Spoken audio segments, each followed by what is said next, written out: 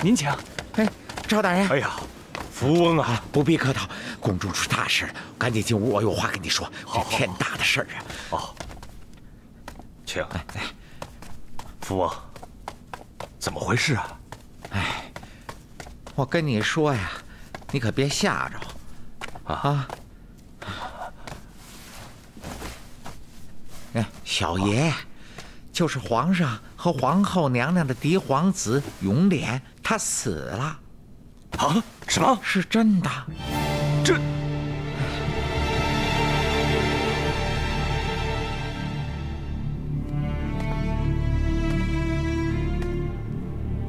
赵大人的女儿，本王的元妃，她是本王的心腹。即便是在今天，她依然是身在曹营心在汉。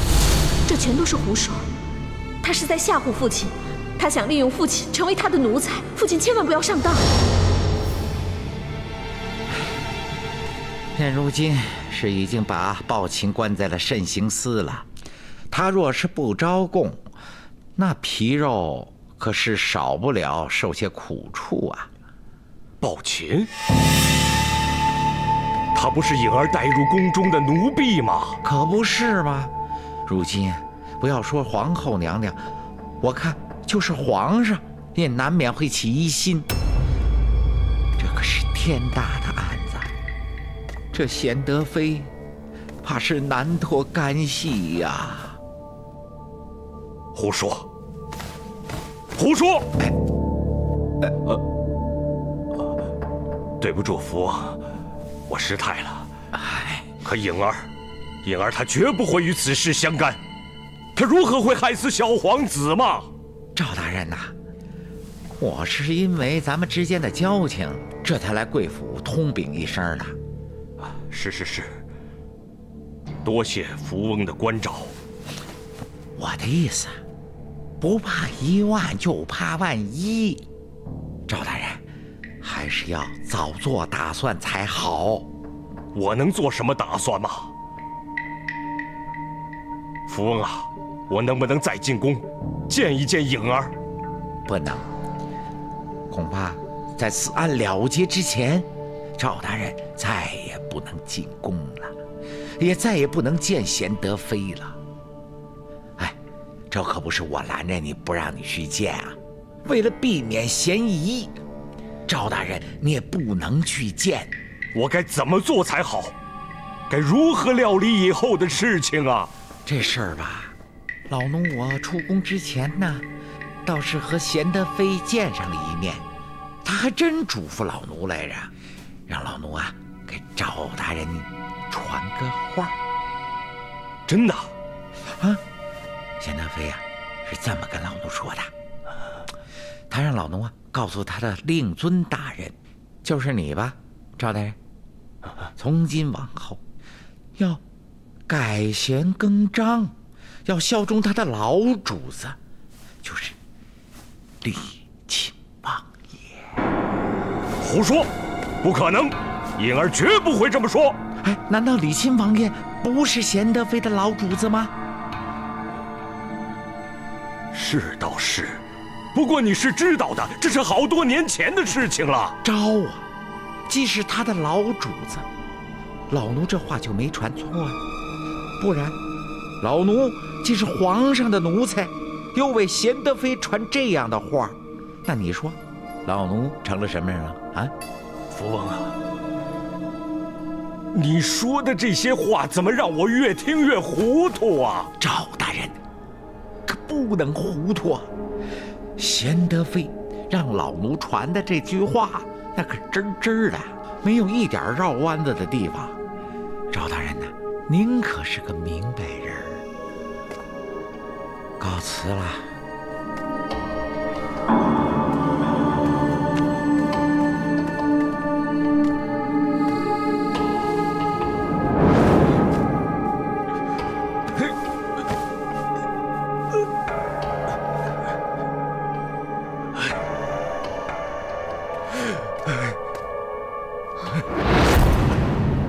老爷，老爷，你这是怎么了啊？怎么了？完了，全完了。什么完了？老爷，你可别吓唬我，你别吓唬我呀！咱们再也见不着颖儿了，皇上他不会饶过咱们的。老爷，你在说什么呀？你说那笔罪产吗？咱能还得上？咱不是正卖着家产吗？没用了，没用了。哎，老爷，老爷，怎么了，老爷？老爷，你怎么了？老爷，都怪我，都怪我。咱卖东西，咱把值钱的东西全卖了，老爷，你别生气，老爷。来人呐！快来人呐！老爷，老爷，老爷，老爷，老爷，老爷，怎么了？怎么了，老爷？老爷。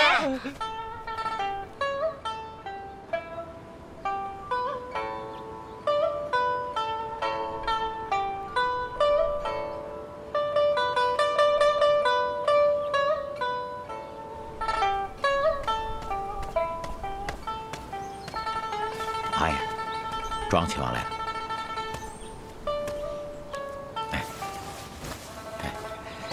庄亲王请啊，石勒叔啊，请坐。好好。哎呀，又是惊梦，百听不厌，百看不腻啊。怎么，你有事要说？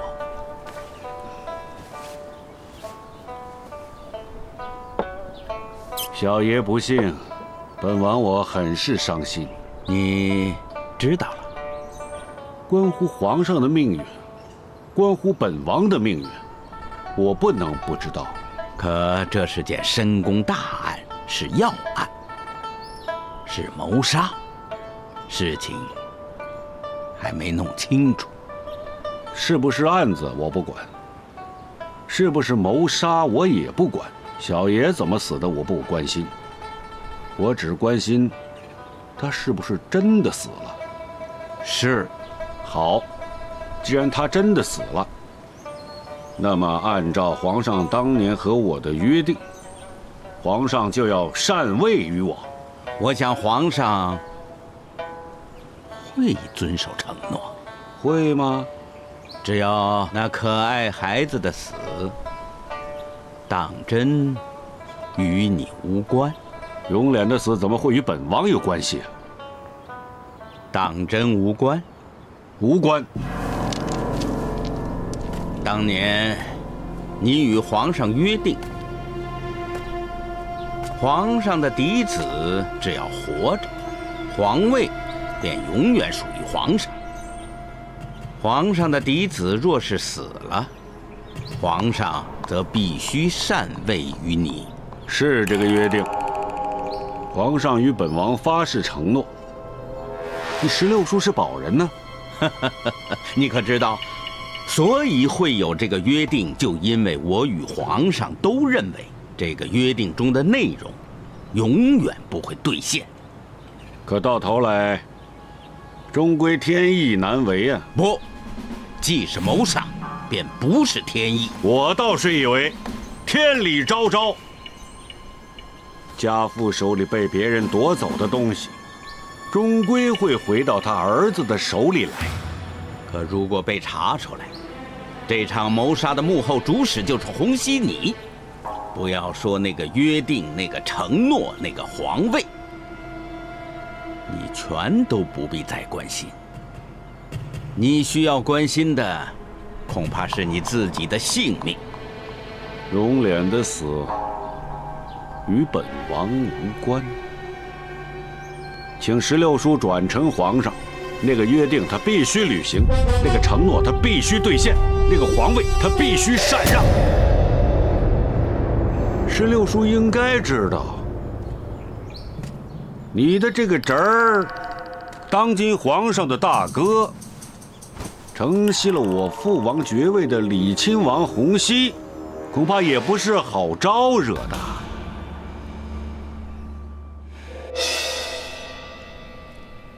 他这样说，是，他自然不会承认，脸儿被谋杀，他才是幕后主谋。他不承认。可除了他，不会是别人。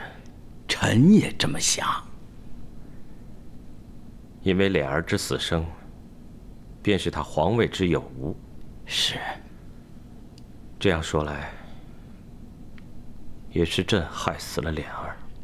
臣请皇上不必这样自责，因为3年前，皇上与臣要解决的是一个亘古无有的天大的难题呀。这个难题是朕的父皇留下的。是。一切都来源于父皇得位不正。臣不敢这么说。从本源上说，父皇的皇位是从洪熙的父王手里夺过来的。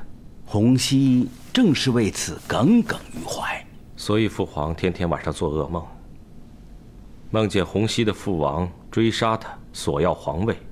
父皇于是怕了，他一度曾想把皇位让给洪熙，不知当年父皇是否想到了，他这是置朕于何地？皇上，出去。是。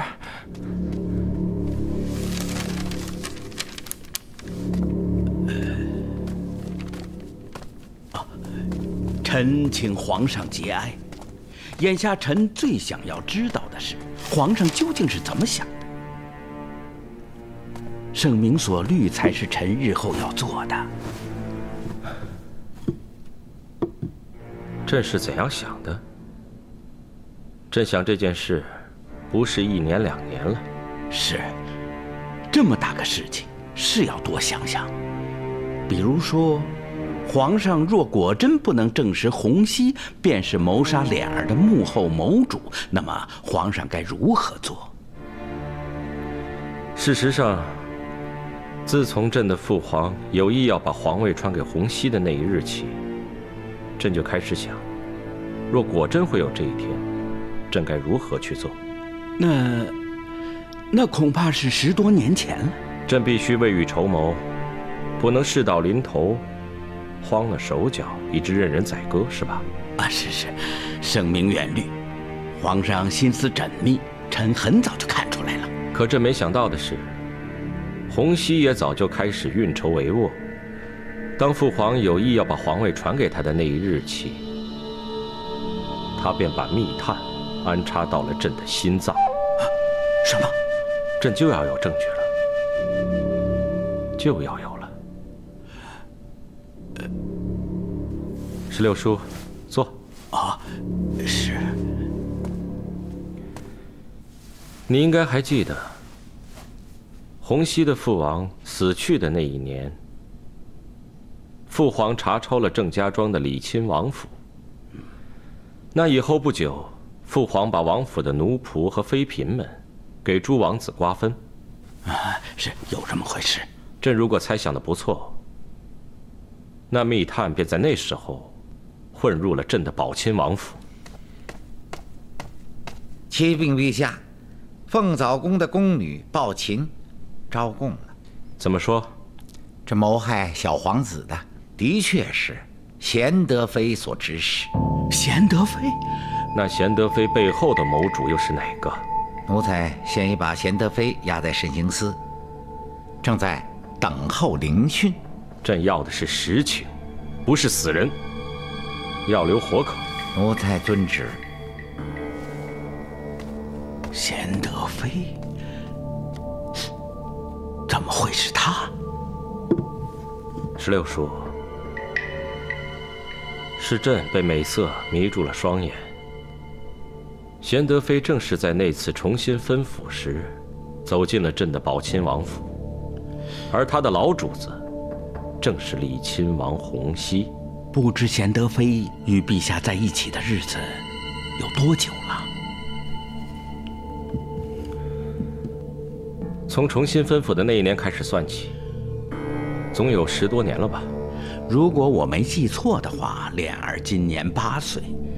要说贤德妃隐藏着谋杀脸儿的祸心来到皇上身边，恐怕匪夷所思啊。那是，朕也没那么想。当年皇上与洪熙以脸儿生死为凭，决定洪熙皇位之有无，已不过3年有余吧。既然3年前便已奉命谋杀脸儿，贤德妃为何现在才动手啊？石榴叔啊，这朕如何知道？朕又没有问过他。想必是他必得找到一个好机会，看准了才好动手啊。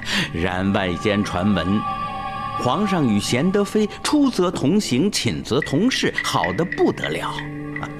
若是贤德妃整天窝藏着一颗谋杀脸儿的祸心，不信他竟然还能沉得住气，在皇上面前就一点没有流露。皇上呢，还是整天那么宠着他，瞧不出一丝一毫的蛛丝马迹。石榴叔，你是责怪朕错怪了他吗？臣不敢。臣只是说，此案非常。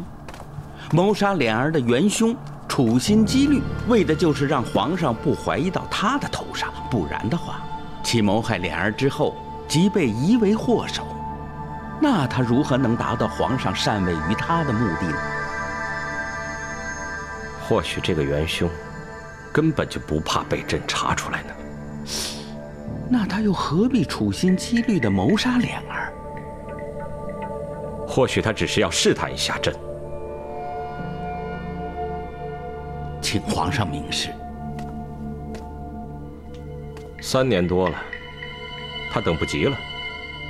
他想知道朕是否会真的禅位给他，可他要想知道这个，唯一的办法就是将脸儿害死。为了试探出一个念想，居然下此毒手，可见皇上这个位子好大的诱惑，让一个人变得好疯狂啊！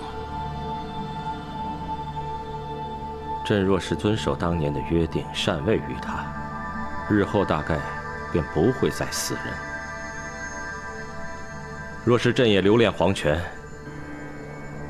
那么流血的日子还在后头。那么皇上真的愿意将皇位禅让于他吗？除非他不是谋杀脸儿的元凶。看来关键还在贤德妃身上，他是否就是那个奉老主的之命谋杀脸儿的凶手？所以朕才要慎刑司查出真相。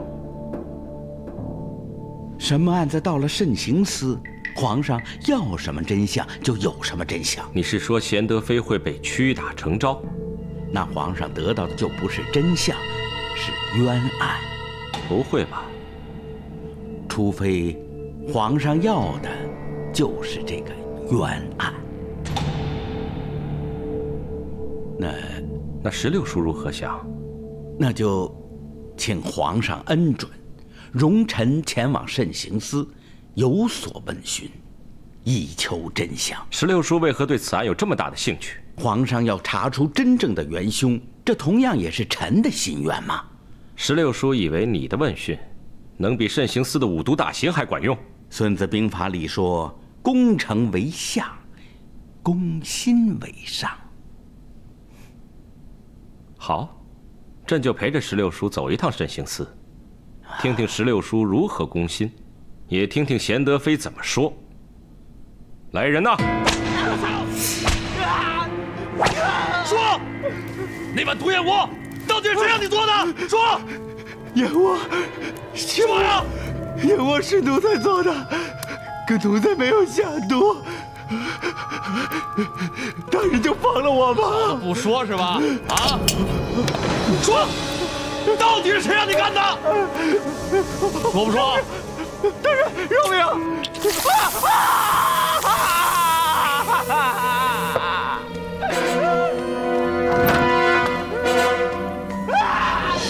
说不说？说是吧？说！夫贤德妃带到。这个先带下去。有请贤德妃。是。有请贤德妃。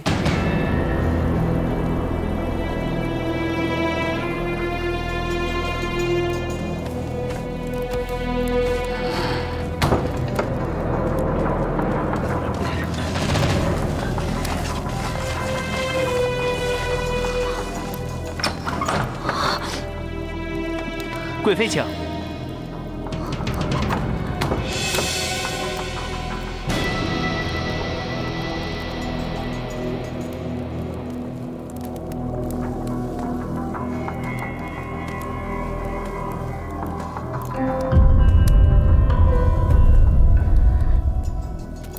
有劳贤德妃了。福翁，你这是要做什么？请坐。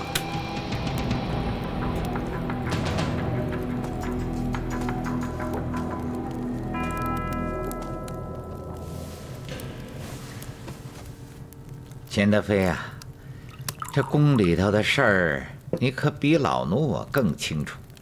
老奴我是没办法。你想想，你那贴身的宫女抱琴，她可是把您给供出来了。方才那个在御膳房里头调制那碗燕窝的厨子，他可也把您给招供了呀。可他们都没有说实话。哎，是。这五毒大刑之下，让他们说什么，他们就会说什么；让他们怎么说，他们就会怎么说。有什么法子呢？老奴我掌管着这个慎刑司，你知道皇上要找老奴要口供，哎，老奴也真是没办法。你说这要不整出个口供来，老奴岂不是罪该万死啊？所以啊，贵妃，您就心疼心疼老奴，别让老奴再给贵妃您用刑了，您就招了吧。承认您害死了小爷，这事情也就了结了。啊，不是我做的，我为什么要招供？哎呦喂！我说贵妃呀，你怎么就那么死心眼儿呢？皇上其实也说了，这案子嘛发生在宫里头，可是真正的元凶他是在宫外边。贵妃啊，您只不过是经手做个事儿。您只要把宫外头那个真正发号施令的元凶揭发出来，这老奴想啊，凭着皇上多年来对贵妃的宠幸，必会网开一面，从此贵妃您还是贵妃，这可真说不定啊。福翁，你用不着诱导我，不管他害死小爷的是哪个，反正不是我，我不会冤枉别人，更不会冤枉我自己。哎呦，贵妃您这么说哈，老奴我还真的就不好做了，真是不好办呐。来呀，你们几个，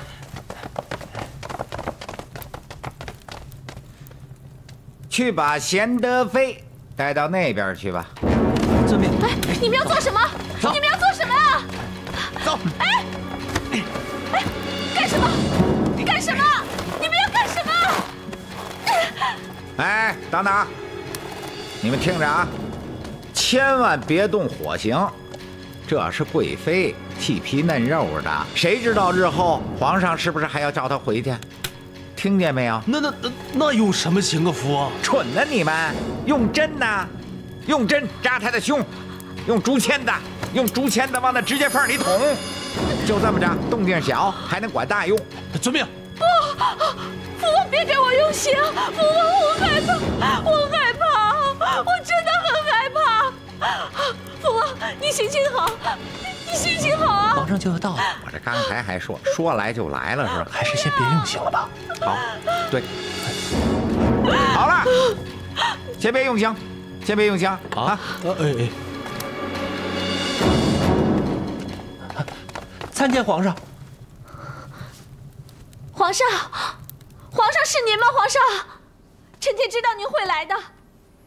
皇上是最懂臣妾的，臣妾的冤屈，皇上最能明白。你一定要为臣妾做主啊，皇上！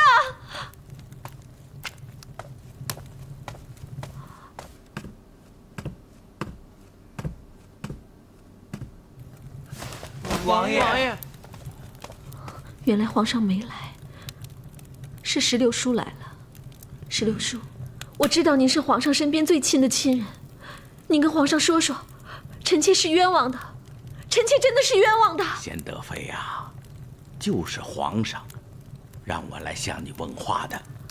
我就知道，皇上知道臣妾是被冤枉的。啊，快，松开贤德妃的手。这，快点。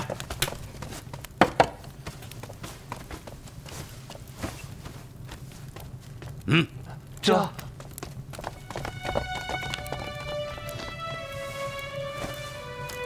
贤德妃啊，按说嘛，这宫里宫外的事情，很少有我不知道的。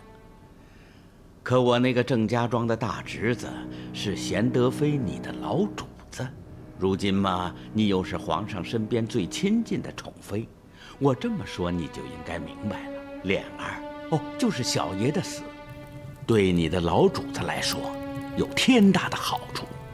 所以难怪会有人疑心，谋害小爷就是贤德妃你所为，是你受了你老主子的指使。不对，没有这回事，绝对没有这回事。可这样的事，以往是发生过的，而且传为美谈。臣妾不相信，臣妾绝不相信会有这样的事情。哎，怎么没有？2000多年前的西施，就是一个吗？你不知道？我知道。就是嘛。越王勾践派西施去给吴王夫差施美人计，后来越国就灭了吴国，西施却被杀了。你可知道这是为什么呀？为什么？哎呀，众说不一，众说不一。有的说是越国王后因妒其美而杀她，有的说是越王勾践因见其太美，怕受其诱惑误国而杀她。你觉得是因为什么？史书大多是男人写的，可女人的心事，其实你们男人很难知晓。就说西施吧，她不过是派去行使美人计的一个间者。她被吴王宠爱了13年，会对吴王的宠爱没有丝毫回应吗？要叫我说，不仅是吴王宠幸西施，西施也更加恩爱吴王。什么越王的复国大业，西施早就忘光了。就算是后来有人提醒她，她也不会再去管她了。一个女人有了真心宠她、爱她的男人，就这些够了。我是个女人，我最懂女人的心事。西施的结局，为什么一定是个死啊？就因为她被派到吴国去，根本就把越王托付的事情给忘光了吗？她是爱上吴王夫差了。这时你就是把天下都送给她，她也不会瞥上一眼。因为在他的眼里，就只有他的情，他的爱，再没有别的了。哦，这倒又是一说。那你说，西施是如何死的？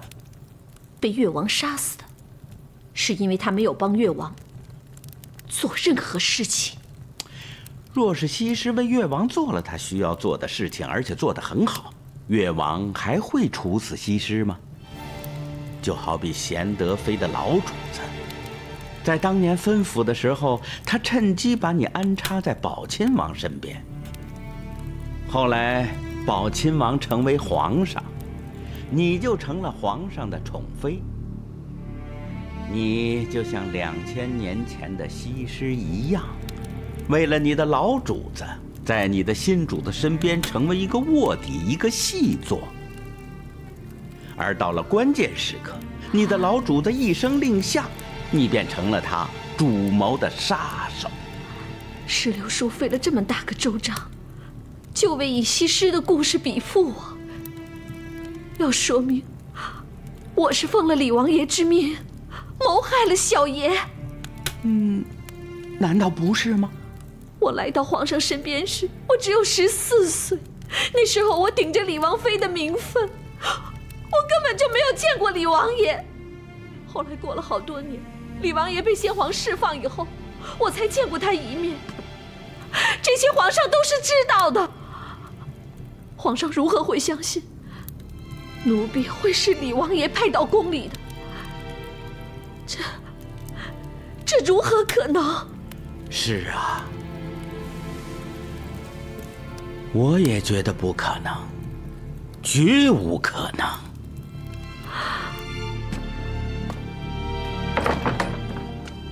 哦，皇上，哎，皇上，用刑。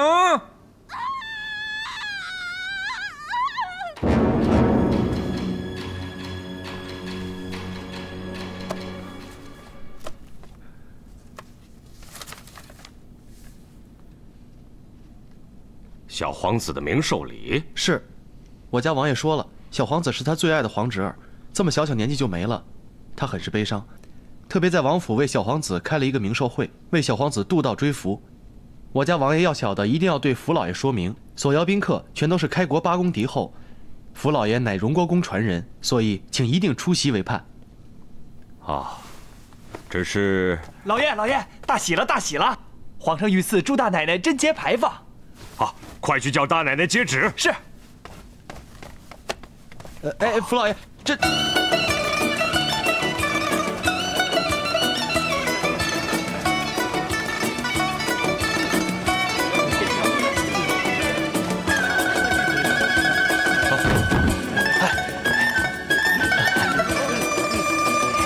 大人，请。圣旨到。石蕊、赵府、赵氏妃接旨。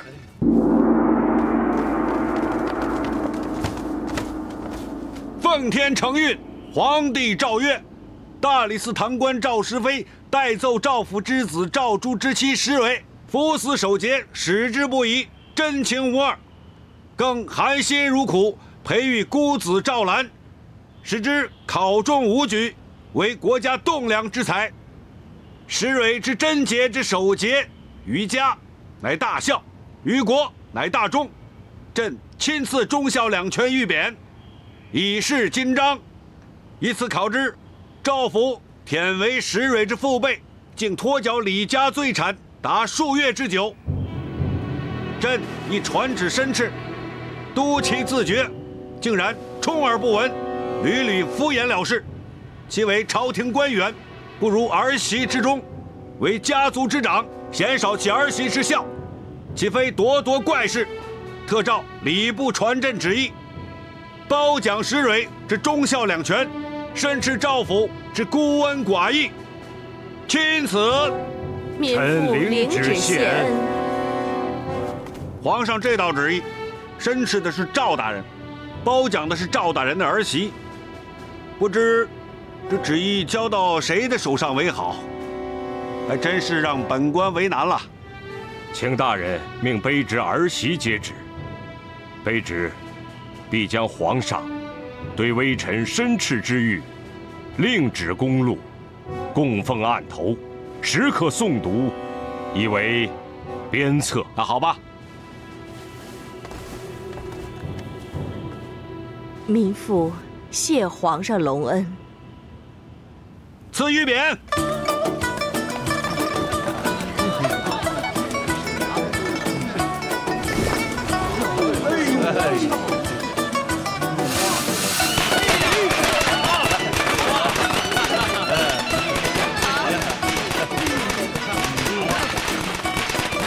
赵大人，卑职告辞。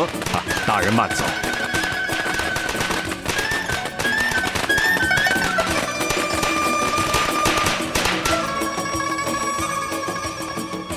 福老爷，小的等老爷的回话呢。请你回去与你家王爷说，你也看到了，这里忙啊，忙得不可开交，走不开啊。你就说，我赵府对你家王爷的盛情敬谢不敏了。福老爷。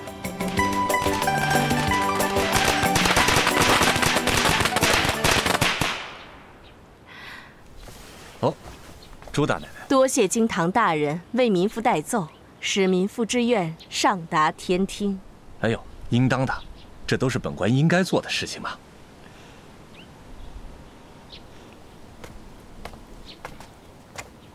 老爷太太，我们就先进去了。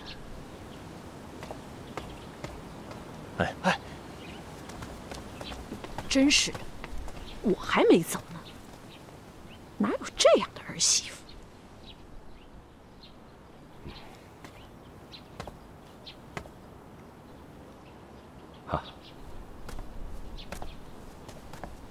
京堂大人，让你见笑了。哎呦，不过我家这儿媳确是个聪明人，她为何请京堂大人代奏，请皇上赏赐这个贞节牌坊？我想京堂大人定然是心如明镜。哎，其实贵儿媳跟卑职说过，她这是未雨绸缪。哈，她做得对，做得好，我不如她。如今虽说是晚了一点儿，我还是有一事，想请京堂大人给些关照。哎呦，恩师哪里话来，请说吧。因李家罪产之事，皇上已2次传旨申斥，这已是皇恩浩荡，恐怕不会再有第3次。皇上再有旨意，定然是查抄。哎呦，恩师，不会了，不会的。这山雨欲来的势头，已然是昭然若揭。我请京堂大人有所关照的是，在皇上查抄谕旨下达之前，还请提前关照一声。我不会逃避，心里却要有个准备。哪里？哎呀，恩师多虑了，真是多虑了啊！拜托，恩师。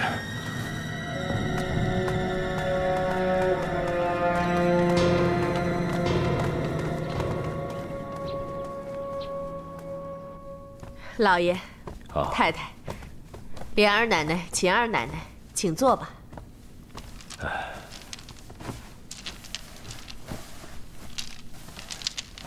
蕊儿啊，你这个请旨照讲贞节的做法，做得好啊！皇恩浩荡，这可对我全家都是有利的。当日儿媳未曾请示老爷太太，便擅自请京堂大人代奏，还望老爷太太见谅。不过当日儿媳这样做，也未曾想过会对全家有利，想到的不过是保儿媳和兰儿母子平安罢了。这点小小的私心，也望老爷太太见谅。你哎，都是一家人，未来若有不测，保住哪一个都是好的。我要再问你一句话：咱家若有遣散家奴、走闭圈口的一天，你会怎么想？是不是有了皇上亲赐的保护伞，你就不必跟家人一起走闭了？老爷明鉴，儿媳正是此意。你是我家儿媳，凡事都要听长辈的。自从夫君死后，儿媳始终都是听老爷太太的，从来不敢越雷池一步。不过，从道理上说，我无论如何都是老爷太太的大儿媳，兰儿也是老爷太太的长孙。可这么多年，我们娘俩从来都是单独过活，用不着管别的事儿，倒也清静自在。这以前嘛，宝琴还年少，这个家就由莲二奶奶帮着太太管着。如今宝琴成亲了，又有了秦二奶奶帮着太太管着，也没人问过我这个大儿媳是不是愿意帮衬帮衬太太。我这不是看着你孤儿寡母的，带着兰儿不容易吗？